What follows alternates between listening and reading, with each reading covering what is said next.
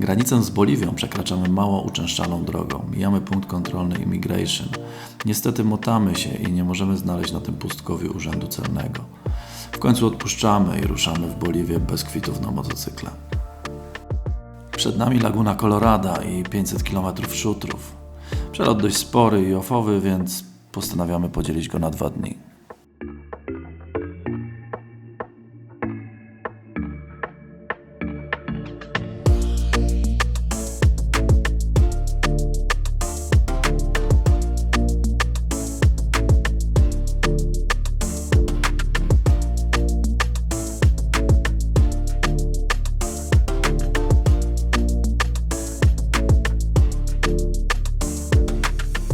Widoki znów zapierają dech w piersiach, a my bijemy kolejne rekordy na tym wyjeździe.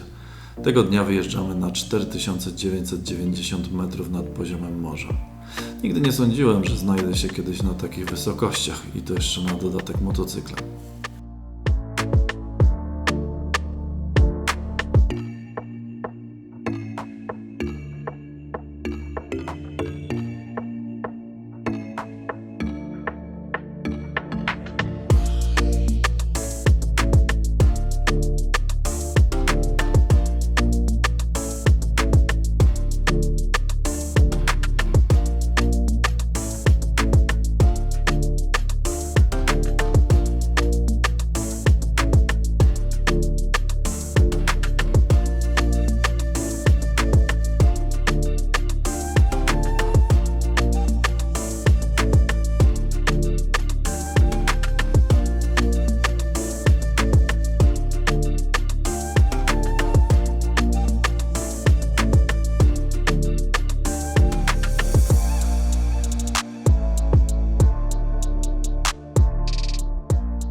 Znów zapowiada się surowa sceneria. Pył, piach i kamienie. Tylko gdzieniegdzie kępy traw, a wokół nich wygłodniałe stada lam. Na szczęście im dalej na północ, tym bardziej zielono.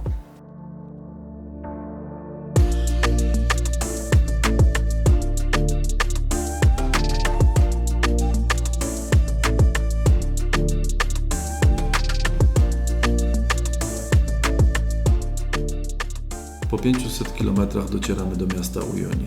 Za nami 2 dni pięknych owów. Boliwia to kraj o wiele biedniejszy niż Chile i Argentyna, co za tym idzie o wiele tańszy. Choć nie dotyczy to wszystkiego, ciekawostką są ceny paliwa, które rząd dla obcokrajowców ustalił na poziomie 4-krotnie wyższym niż dla swoich obywateli. Czasem udaje nam się to obejść i zatankować po niższej cenie, niestety nie zawsze. O, strasznie ci się jadziu ręka częściej. Dlaczego? Nie wiem, może powinien. Nie, to wysokość, to wysokość. Problemy.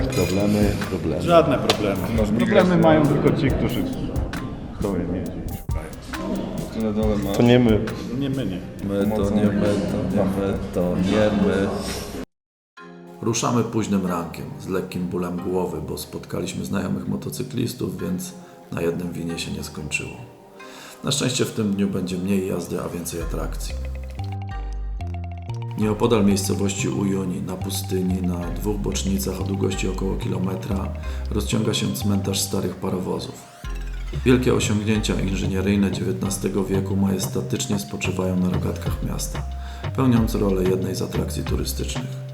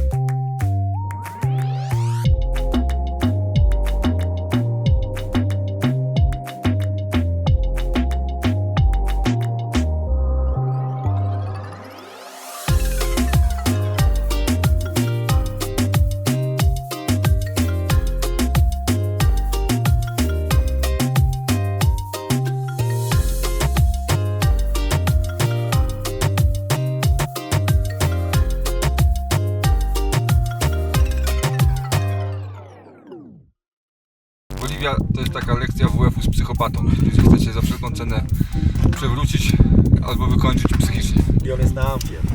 Na metamfetaminy jest. Dokładnie, nic mu nie możesz zrobić. A my, Rysiu, na czym jesteśmy? My jesteśmy na super zajebistym wyjazdem. Jesteśmy teraz w Boliwii, proszę bardzo. Cali zdrowi. Jest przerwa. A przed nami jeszcze tutaj jakbyś filmował, to proszę bardzo, tu. Cały komplet. Nie zapomnij trochę niżej zjechać, to Rikim Electronic, to pójdzie w świat od razu. A jeszcze chciałem powiedzieć, że nasz kolega Jadzia to bardzo fajny kolega. Nie dość, że jego stan cywilny możemy określić dzisiaj jako porzucony. Dziękuję. To byłem ja, czuwaj. Za kilkanaście kilometrów kolejna atrakcja Boliwii. Salar de Uyuni, największa pustynia solna na świecie. Już wiemy od znajomych, że Salar jest pełen wody, więc z wjazdem motocyklami raczej będzie ciężko. Sól niestety niezbyt dobrze wpływa na układy elektryczne w motocyklach, a wody jest po ośkę. Postanawiamy poszukać pojazdu, który nas tam zawiezie. Brodząc na bosaka po Salarze, co chwilę mija mnie jakaś terenówka. Wszystkie wiozą wycieczki z Uyuni, niestety zawsze są pełne, a nas jest 5.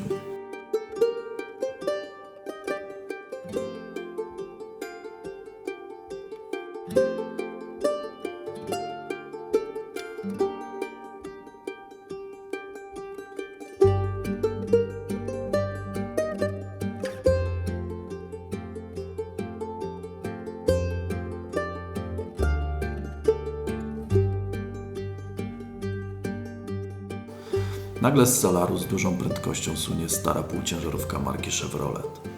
Gdy dobiła do brzegu, zagadałem do pana, czy by nas nie zabrał na Salar. Miejsca na pacę full, więc będzie wygodnie. Tym sposobem za 300 boliwijskich pesos suniemy Cheviem w stronę Salaru. Najszybciej ze wszystkich.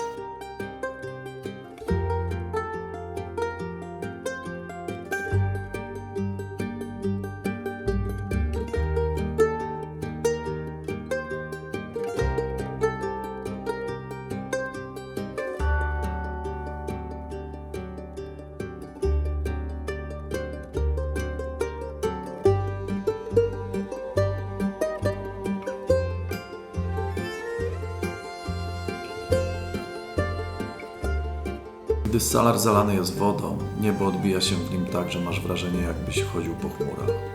Jest to jedno z najbardziej magicznych miejsc, jakie miałem okazję zobaczyć.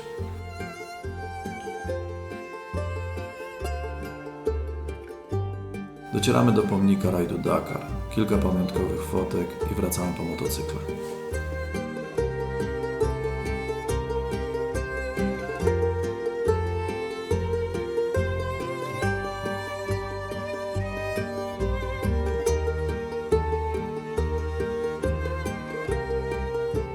Pakujemy się i tego dnia jedziemy jeszcze kilkadziesiąt kilometrów w poszukiwaniu noclegu. Nad nami zbierają się czarne chmury, na szczęście spada na nas tylko kilka kropel.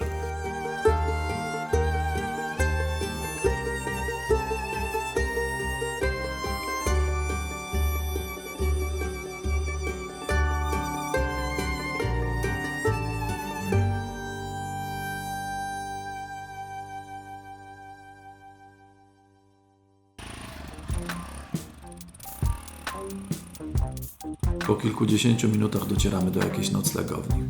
Żeby bezpiecznie zaparkować motocykle na dziedzińcu, musimy przejechać przez salę restauracyjną pomiędzy stolikami, przy których siedzą goście.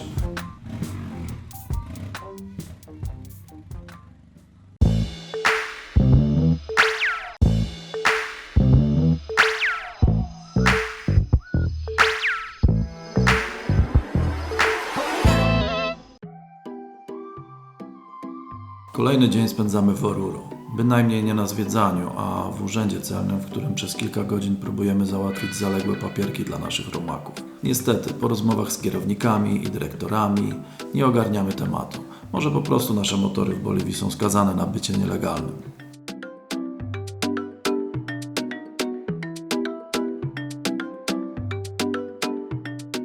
Wyjeżdżamy kilkanaście kilometrów za miasto i rozbijamy biwak. Od wysokości Uyuni zmienia się sceneria, zaczyna pojawiać się zieleń.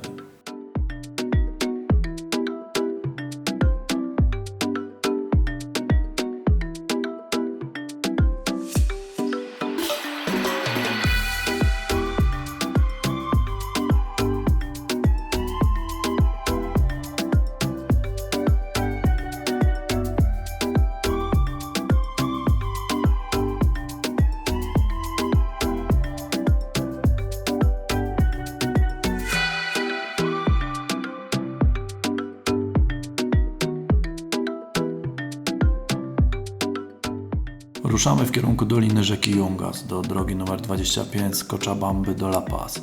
Początkowo asfalty, ale przed nami 450 km szutrowych serpentyn.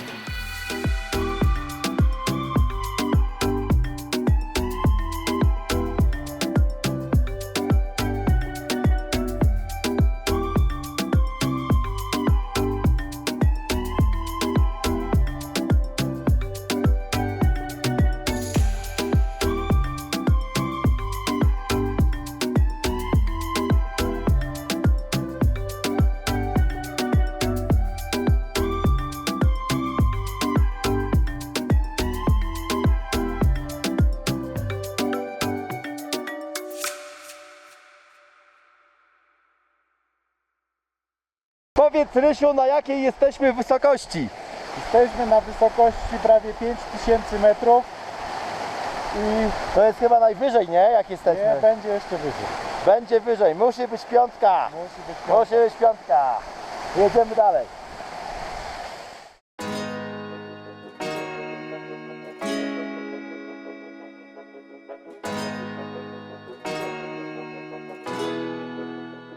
Różnica przewyższeń na tej trasie wynosi od 1500 do 4900 metrów nad poziomem morza, ale takie wysokości nas już nie ruszają.